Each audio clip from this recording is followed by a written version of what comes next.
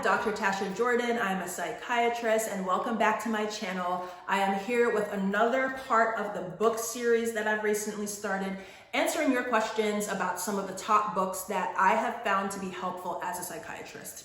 So hopping right into it, I'm going to recommend this book, Psychodynamic Therapy, A Guide to Evidence-Based Practice by Richard Summers and Jacques Barber. I recommended it because it can be incredibly helpful for folks who are trying to learn how to ask questions in an interview.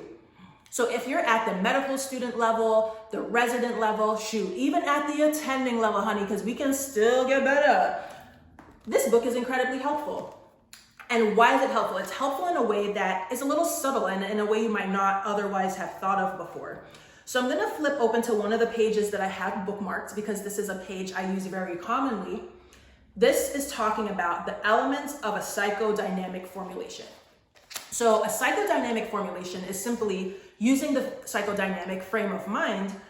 How do you put together the story of a patient and their experience to help shape and inform the type of therapy, the type of questions, the type of support that you want to provide to your patient who is seeking therapy for healing of some sort. There are 4 categories of the formulation. Part 1, it's a summarizing statement. So what I find to be helpful, it's knowing what type of information you want to get helps you to think of what questions to ask. Because if you don't know what information you want, you're just gonna be kind of like, you looking at the patient's looking at you, okay? Wondering, do you know what you're doing? But if you know what you want to ask, or if you know what information you want to get, then it's much easier to know which questions to ask. So for instance, in part 1 of the psychodynamic formulation, a summarizing statement provides patient identification, brief summary of precipitating events before they came to see you, the most salient predisposing factors in the history. So what are things going on recently that are like you think the most significant? What major historical events have happened? What is the extent and quality of interpersonal relationships? And what are the important aspects of their neurobiology? So if I were to take one of these and give you an example of how I flip that to questions, if we just even focus on, for instance, the extent and quality of interpersonal relationships, if this is something that's going to help us with our formulation, and it's also helpful for other types of formulation, so like a biopsychosocial formulation, if we're going to do that, if we want to understand the extent and quality of interpersonal relationships, we have to ask about the interpersonal relationships. See what I did there? So, for instance, what you would do is you may ask, who are the people in your life who are the most important to you? Or another question could be, who do you lean on for support? Who is there to encourage you? Who is there to hold you up during challenging times? Those sorts of questions help you to get a sense of who is in the person's life. So again, we're taking that concept of what information we want and flipping it on its head so that we have questions that get us towards that information. The other book I want to recommend, and I could not find it in my library, so I'm so sorry. I'll just put a picture here or wherever a picture will go the easiest. But a similar book, a psychodynamic therapy book, but by Deborah Cabanis.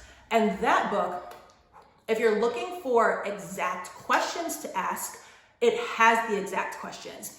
And both of these books, I'm going to drop in the chat or the description box down below links where you can purchase on Amazon to support this channel. I wish I could talk a little bit more about the Deborah Cabanis book. It really is great, but I couldn't find it. I don't know where it went in the process of me moving from my residency office to now my attending office and my new home and all of that stuff. I really just don't know where the book is. So I can't open it for you in the same way to walk through the questions. But that's another book that I used quite a bit to practice specific questions that are quite helpful in an interview, whether it's for therapy, for medication management, crisis evaluation, inpatient evaluation, whatever have you. 2 really great books, similar thought processes and similar modalities of therapy that they're addressing, but different writing styles. So I like both of the books. I have both of the books. I just can't find my Deborah Cabanis book, but the links are down below so that you can get yours. And as I always love to say, Don't spend your money if you don't have to. Really don't. I don't think there's like no book, no psychiatry book that I have spent my own money on. And that's on period, because as a resident, we had CME funds, which is continued medical education. And I graciously accepted the gift of my residency department to pay for these books for me. And now as an attending, I also have CME. So I will definitely be adding to my collection with my continued medical education funds. So I encourage you to do the same. But to be honest, if I had to, I would spend my own money on these books. So if you don't have access to CME, if you're a medical student who's like, what the heck is even CME? I would still buy the book. It's a great investment in yourself and your skill set. But if you don't have to, honey, don't buy it if you don't have to with your own money. Get reimbursed from somewhere. With that said, if you found this video interesting, I very much recommend that you check out the next video coming up where I talk about the 3 books I use the most in residency, because truthfully, I know that I'm a pretty good psychiatrist, but I don't just like wake up like this. I'm not Beyonce, honey. I put in work. I've been reading these books, okay? So I encourage you to read the book too. All right, until the next video, bye.